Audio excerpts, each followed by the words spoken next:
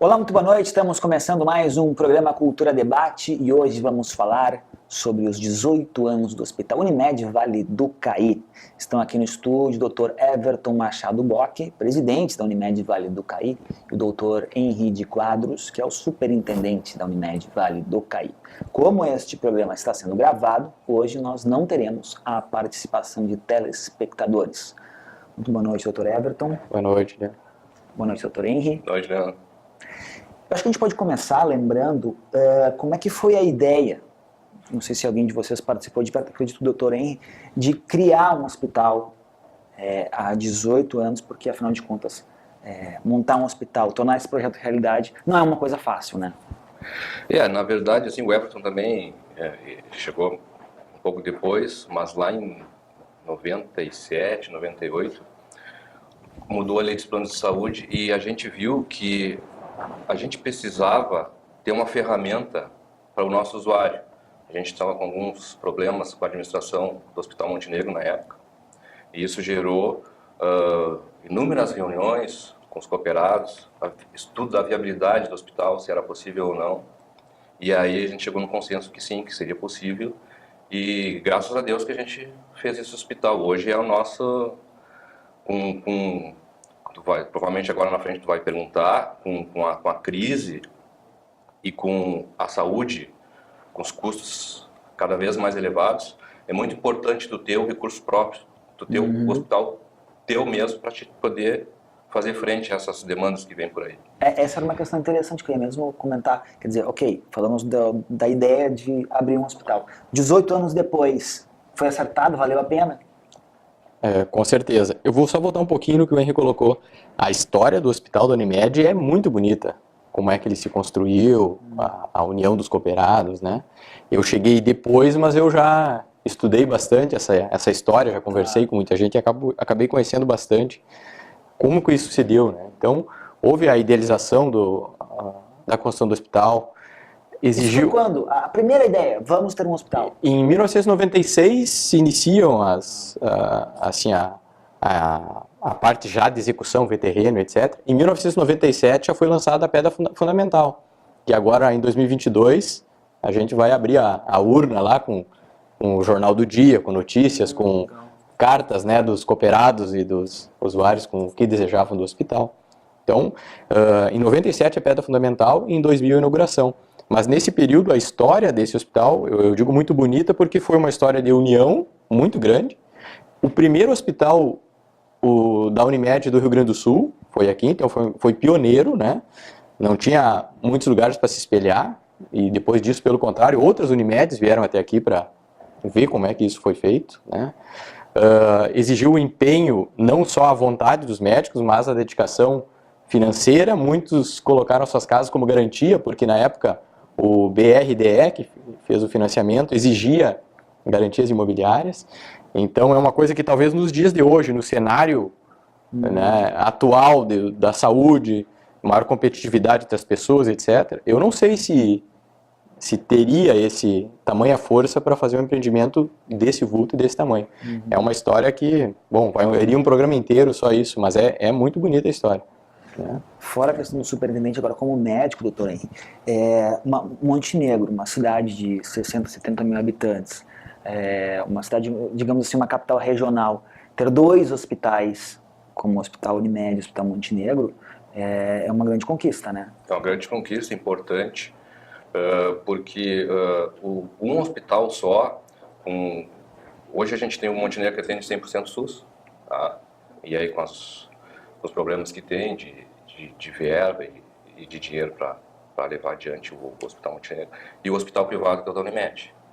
Então é importante porque com os dois hospitais você consegue atender praticamente toda a população, tanto o pessoal que não tem plano de saúde, que tem que ir para o SUS, e aquele pessoal que tem os convênios de plano de saúde. Há quem acredite, inclusive, que a Unimed seria a parte interessada em um Hospital Montenegro ir mal, mas na verdade se isso acontecesse, a Unimed não conseguiria atender todo mundo, né? Muito pelo contrário, o Hospital Montenegro é parceiro nosso, inclusive em muitas coisas. Às vezes eles precisam de algum exame, o tomógrafo às vezes do Hospital Montenegro estragou, eles fazem exame lá com nós, e às vezes o nosso também precisa de manutenção, alguma coisa, a gente faz. exames no Montenegro. Então a gente tem uma parceria boa, tanto com a administração do hospital e com o próprio hospital. É importante os dois andarem sempre juntos. Doutor Everton, o senhor começa agora, então, no comando mesmo da Unimed Vale do Caí, né? O doutor Henrique falava antes, que certamente seria mesmo um tema abordado aqui, que é o desafio de garantir saúde, serviços de saúde, né? Um país com tantos problemas de saúde, numa crise econômica, né? Muitas pessoas perdem o emprego, né? Muitas empresas deixam de oferecer planos para os seus trabalhadores, a inflação dos produtos e serviços na área da saúde é bem maior que esse IPCA de 2%, Sim. que ninguém consegue entender de onde vem, né? Então como é que eu faço para equacionar tudo isso e garantir serviços de qualidade? Primeiro, em relação ao desafio de assumir a presidência, né? Eu acabei aceitando esse desafio, primeiro porque eu me senti apoiado pelos colegas, né? Pelo Henry, que está aqui, e os outros diretores, né? Não me senti sozinho nessa empreitada aí, então, se fosse assim, não teria como assumir algo desse tamanho, né? Afinal, são 600 funcionários diretos, 170 médicos, né? Mais de 30 mil usuários da Unimed, fora usuários de IP, né, e particular e outros convênios que a gente já tem. Então, é realmente um desafio muito grande. Aos poucos eu fui me preparando, não necessariamente para ser presidente, mas por ter sido convidado há 4 anos atrás para fazer parte da diretoria, em estudar gestão, fazer curso de gestão, né, MBA em gestão de cooperativa, a pós-graduação em administração hospitalar eu já tinha feito antes. Então, com o apoio deles e essa formação na área que eu fui fazendo gradualmente, eu me senti, então, preparado, né, para aceitar o desafio com o apoio deles, né. E em relação ao cenário atual, né, tu já deu uma resumida aí que abrange assim o que está acontecendo hoje, né. No momento em que tu tem crise, as empresas diminuem o número de funcionários. Automaticamente, a gente diminui o número de clientes da Unimed, porque as empresas são os nossos principais clientes, né. A inflação médica, ela não tem nada a ver com o IPCA, né. O IPCA está lá embaixo, a inflação médica bate em 19%, 17%. Minha nossa, quando a gente vai no mercado também não bate muito com esses 2%, né? Por outro lado, a gente está no mercado regulamentado, quer dizer, a Agência Nacional de Saúde, a ANS, que a gente tanto fala, né? Ela serve como um fiscal dos planos de saúde e baliza muita coisa. Então, tem muitas ações que a gente gostaria de fazer e não é possível, porque isso não está previsto na ANS, mesmo coisas que teoricamente seriam boas para o usuário, né? Mas se não é permitido, não pode executar aquilo ali. As garantias hoje em dia, para tu manter um plano de saúde viável, né? No caso a nossa Unimed Vale do Caí, são enormes, né? Então, de 1999 para cá, depois dessa regulamentação, grande parte dos esforços da Unimed para manter todas essas exigências da agência em dia. Então, realmente não é fácil.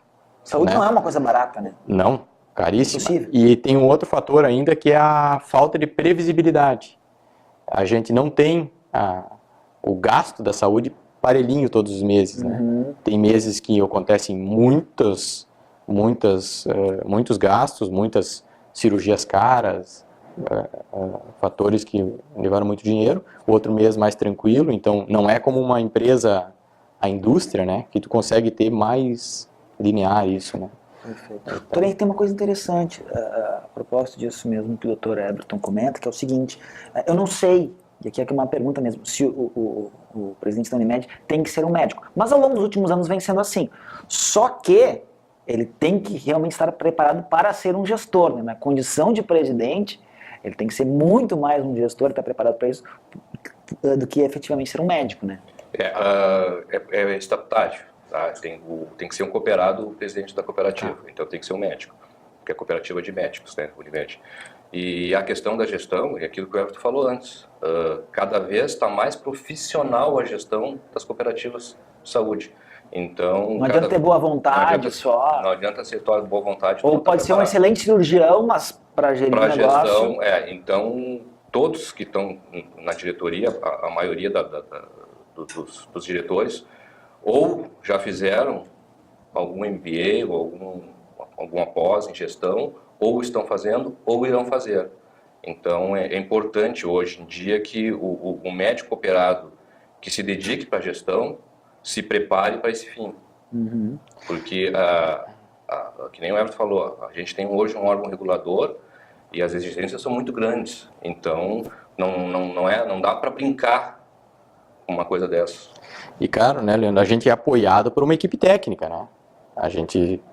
É importante. O presidente, o superintendente, tem, né, os outros diretores, vice-presidente, etc.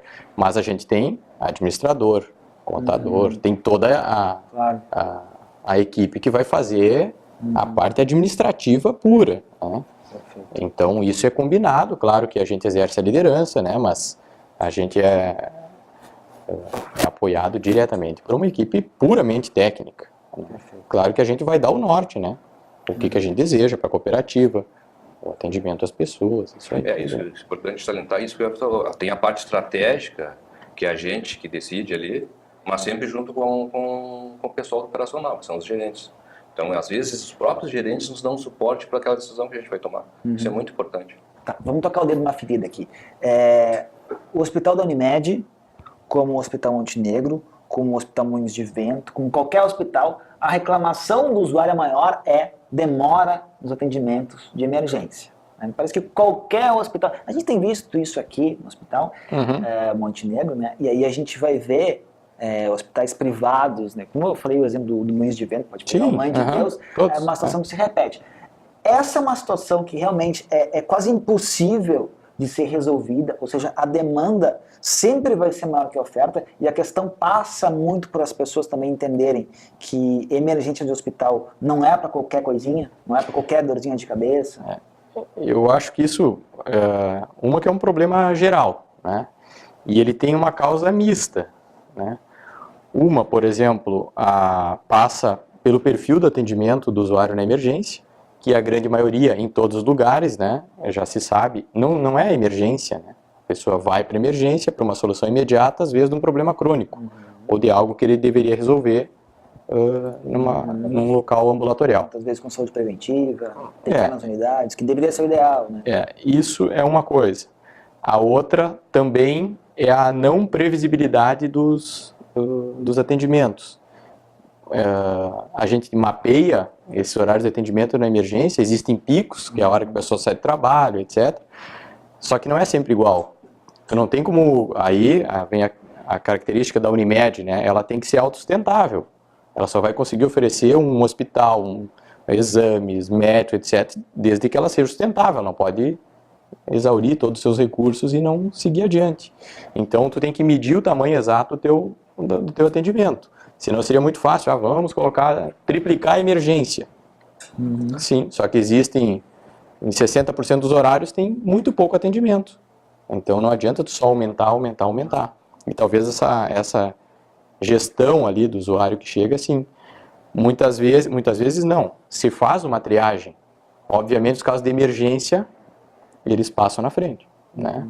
Para o usuário que vai ali com uma patologia teoricamente menos grave, que não coloca ele em risco de vida, vai esperar mais. Ele não gosta. Eu também não gostaria de ficar um tempão lá esperando se eu quero logo ser atendido e ir embora, né? É difícil quando tu está em atendimento, sempre a nossa percepção é que a nossa patologia é a mais importante. Tu não sabe que lá dentro os médicos estão em cima de um paciente com infarto, o outro com AVC, e que aquilo vai levar um tempo grande para o atendimento até que ele possa liberar, né? E ir para os outros. Então a gente tem na emergência da Unimed sempre 2 clínicos, né? O pediatra, então tem o suporte do médico na UTI, tem o médico na UTI neonatal. Então é uma equipe que, pelo número de atendimentos, dá conta do que precisa, né? Porém, essa sazonalidade ali, esses picos fazem com que o número de reclamações aconteça. Claro, também a gente monitora uma outra coisa, sempre a reclamação, ela é bem, principalmente nas mídias sociais aí, né, ela é bastante agressiva, assim, né, e a gente monitora e tenta dar resposta para isso tudo. muitas vezes a reclamação, eu fiquei horas, né? Tu tem o horário de chegada e o atendimento do paciente, né? Tu vê que as horas foram 40 minutos. 40 minutos é ruim, mas não é tudo aquilo, né? Mas serve como balizador e a gente sempre está tentando melhorar o processo, né? Contratar pessoas boas, né? Para que esse fluxo consiga fluir melhor. Mas é o calcanhar de Aquiles de todo hospital, né? Em qualquer lugar. O pronto atendimento só para dar um exemplo, às vezes chega o pai com uma criança com dor de ouvido, que é uma coisinha teoricamente simples, e a criança chorando porque dói, dor de ouvido de criança dói. Só que não sabe o que está correndo por trás, lá no bastidor, lá dentro do plantão, chegou a ambulância com algum acidente, tem um infartado lá dentro, e aí a enfermeira faz a triagem, tem que esperar, e às vezes essa espera é angustiante para o pai, não é fácil, reclamando que não funciona. Não é fácil. É um desleixo de parte dos médicos. Então a gente tem essa visão e não pensa que não se estuda, não só nós, né, os outros lugares também, uma forma disso tá sendo melhorado, ser cada vez mais rápido. E a gente segue buscando, tentando qualificar para que a pessoa que chega para ser atendida no hospital Unimed saia satisfeito. É horrível para a gente quando tu faz todo o esforço para que isso aconteça e ao final a análise dele é que foi ruim, né? É uma coisa... Só para que você tenha ideia aqui de alguns números aqui de atendimentos no hospital em 2017, foram 4.431 internações, 6.743 cirurgias, consultas no pronto atendimento foram mais de 25.600 consultas. Te atrapalhando um pouquinho, mas só porque tu perguntaste antes se os dois hospitais, né, se um ajuda o outro. Imagina passar essas 26 mil para um hospital só, tanto do Hospital Montenegro para nós ou a gente para eles. Você transforma em uma coisa impossível, né? É que tem uma certa lenda urbana, né, doutor? Vocês sabem disso, né? Eu acho interessante tocar esse assunto, né? Porque há quem acredite que, de fato, não, a Unimed quer que o Hospital Montenegro se ferre e... Isso não, olha, pega esses números e soma com o Hospital Montenegro, não tem como, né? Teria como, né? Muito pelo contrário, tanto assim, ó, se tu for ver hoje, a equipe médica e muitos às vezes, colaboradores do Montenegro, em diferentes alguns são trabalham nos dois, né? Nos dois. É verdade. E essa permuta e essa parceria que a gente tem é salutar. Cara. Tem uma característica muito interessante do hospital, que é a horizontalidade, né? O hospital é um hospital horizontal, não tem escadarias, não tem outros andares, o que ainda foi possível em Montenegro, naquela época, né? Um local, um bom terreno, né? Uma região que é próximo do centro, enfim, né? E que me parece que é fundamental no hospital, né? E é importante, até tu salientou essa questão do terreno, na época lá diziam, mas aonde a Unimed comprou o terreno ali, aquilo ali é um banhado, o hospital não vai longe, né? Porque a distância era muito longe, não vai dar certo, fica fora da cidade. E aí acabou. Timbaúva hoje, até em função, se tu avaliar a história do Timbaúva, até em função do hospital. Sem dúvida. Comercialmente... mas é interessante isso do hospital. Eu te interrompi a leitura aí, mas achei importante esse... Não, mas isso do hospital horizontal é interessante mesmo, né? Isso foi uma coisa estratégica da época, claro. Né? Se pesquisou vários hospitais e muitas vezes traz colegas de outras cidades para realizar procedimentos aqui. E todos acham o hospital muito bonito, porque é difícil ter um hospital onde todos os quartos têm vista para o jardim. E ali, quem conhece o Hospital Unimed sabe que é um jardim bonito ali dentro, né? Até os quartos de UTI, né? Os leitos de UTI têm janela, que é uma coisa rara de se ver, né? É um lugar só com luz artificial, fechado. O que acontece? O doente que está no UTI, ele consegue distinguir daí com a janela dia e noite, que às vezes está humaniza o atendimento. Parece um detalhe simples, mas pode fazer muita diferença. E às vezes está no teu leito, tu levanta o teu leito, chega ali, enxerga um jardim bonito, às vezes tem um passarinho comendo a comidinha dele ali e tal. Então isso é importante, a humanização e até para a recuperação do nosso usuário dentro do hospital. Me parece que um marco do hospital, na fase recente, é a UTI neonatal.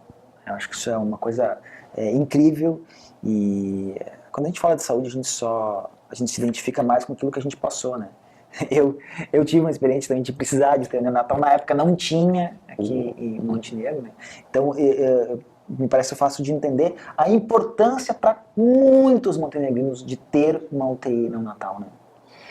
A a reabertura dela, porque ela funcionou durante um período, Isso. depois ela foi desativada, porque se tinha uma dificuldade em ter a mão de obra médica, equipe médica de neonatologista, porque é uma especialidade mais rara de médico, né? Muito especializada.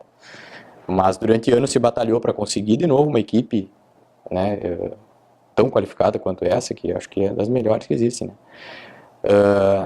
Até se conseguir o material humano e depois se foi atrás então da parte física, assim, para reabrir a UTI Neo. E tem uma outra coisa que eu ia dizer interessante, é isso. A reabertura dela, ela teve mais uma vez, eu disse até no início que achava era difícil de ter uma nova união dos médicos, né? Porque quando a gente estudou a reabertura da UTI neonatal, ela, lucro para o hospital, não teria, porque é muito caro a UTI Neo, é caríssimo, né?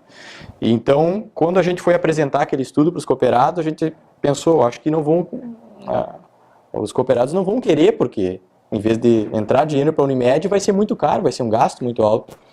E bonito ver que na Assembleia foi praticamente unânime, né? Se não foi unânime, foi quase, que os médicos, não, vamos reabrir o UTI neonatal, é importante para a cidade, né? Muitas gestantes até nem precisam da UTI neonatal, mas não precisam ir embora, porque eles ficam tranquilos de ter o filho ali que se precisar, tem, né? Então, assim, na maioria dos parabéns casos à não equipe, precisa, né? Na maioria dos casos de nascimento. Não, mas tu traz a segurança. Claro. Então, às vezes, a gestante estava ali, precisa ou não, e na dúvida tem que ir embora. Eu fui um exemplo. Tenho 2 filhos, um com 7 anos e uma com 4. O meu filho, que tem 7 anos, na época, quando se fez a ecografia, se achou que ele estaria com baixo peso, muito, e que poderia precisar UTI Neo. E ele nasceu em Porto Alegre e não precisou. Né? Quer dizer, se a gente tivesse UTI Neo aqui, poderia nascer aqui. Já a minha filha, que tem 4 anos, essa não ia precisar mesmo, mas igual já nasceu aqui, né? E se mesmo que porventura precisasse UTI Neo, a gente teria o atendimento. Então eu fui um exemplo que tive que levar o meu primeiro filho nasceu lá porque não tinha UTI Neo. E só complementando, Everton, assim, como a gente é uma cooperativa de médicos, a filosofia da cooperativa é tu dar trabalho médico. Então, a UTI neonatal, mesmo que ela não dê lucro, é isso que o Everton falou. Essa gestante não vai a Porto Alegre, então ela fica aqui e fica dando trabalho para o nosso cooperado. Ela se sente mais segura e acaba fazendo parto cesáreo, parto normal aqui. E para quem não sabe, e para quem que não é médico como eu, que passa um tempo, fiquei 2 meses no UTI neonatal, é um negócio absolutamente impressionante, né? O funcionamento de uma UTI neonatal, a equipe envolvida, o que é preciso realmente para cuidar de bebês ali, às vezes como eu vi lá, casos de bebês com 500 gramas, com 600 gramas, e para isso tudo funcionar, é uma equipe multidisciplinar, é um negócio fantástico. Não, e outra coisa assim, ó, um dos princípios da cooperativa assim, é a tua relação, teu relacionamento com a comunidade. Então tu imagina, se tu não tem a neonatal aqui, tu mora aqui, aí todo dia a mãezinha tem que se deslocar a Porto Alegre para poder ver a criança. Então isso também é um facilitador para o usuário que usa o nosso plano de saúde. Né? Perfeito. Onde é que o Hospital Unimed vai estar daqui a 18 anos? Em que condições? Olha, sabe que a gente executa o planejamento estratégico da Unimed e do hospital. São separados. Por coincidência, dia 6 e 7 de abril, amanhã e sábado, a gente tem o planejamento do hospital. Né? E a gente tem observado que o hospital ele foi mudando a sua característica. Se antes ele tinha a função de atender a Unimed e os seus usuários, ela foi ganhando importância para a cidade, o hospital foi virando referência por ele mesmo, não só por atender a Unimed, e isso então ele foi invertendo, ele foi ficando tão importante, ou talvez seja mais importante ainda que a venda dos planos de saúde. Né? E o que o nosso planejamento estratégico já tem alinhado e a gente já percebeu, é que se a gente não investir em qualidade, né, seguir o nosso caminho de busca por qualidade mesmo, a qualidade que é percebida pelo usuário. Porque eu costumo dizer que a gente sabe a qualidade que tem, né, os colegas, quando vêm de fora, nos dizem, pô, vocês fazem isso aqui, implantam um desfibrilador, marca-passo? Sim, fizemos aqui, olha, e tem o UTI Neo. Então, mas não adianta internamente tu perceber essa qualidade e o nosso a comunidade, o usuário não perceber, ele achar que é melhor ele ir para Porto Alegre para um médico que ele não conhece. É uma loteria, ele pode pegar lá um atendimento muito bom ou também não. Então, nesses 18 anos próximos, né, nós imaginamos que muito antes disso a gente vai atingir a excelência no atendimento. Isso é o que a gente busca. Qualificação, né, existem certificações, né, que a gente vai buscar esse ano, no máximo até o ano que vem, né, da ONA, é a primeira delas, né, é acreditar o hospital em sua qualidade. E aí sim, aí tu tem um reconhecimento a nível nacional. Não é nós que vamos nos achar com qualidade, e sim órgãos certificadores. Que tenhamos saúde para daqui a 18 anos voltarmos aqui e fazermos essa avaliação. Mas antes disso a gente volta a conversar. Obrigado, doutor, sucesso. Muito obrigado. Uma boa noite a todos. Obrigado, Leandro. Boa noite a todos. Estamos à disposição. Ficamos aqui. O programa Cultura Debate volta na semana que vem. Tenham todos uma ótima noite e até lá.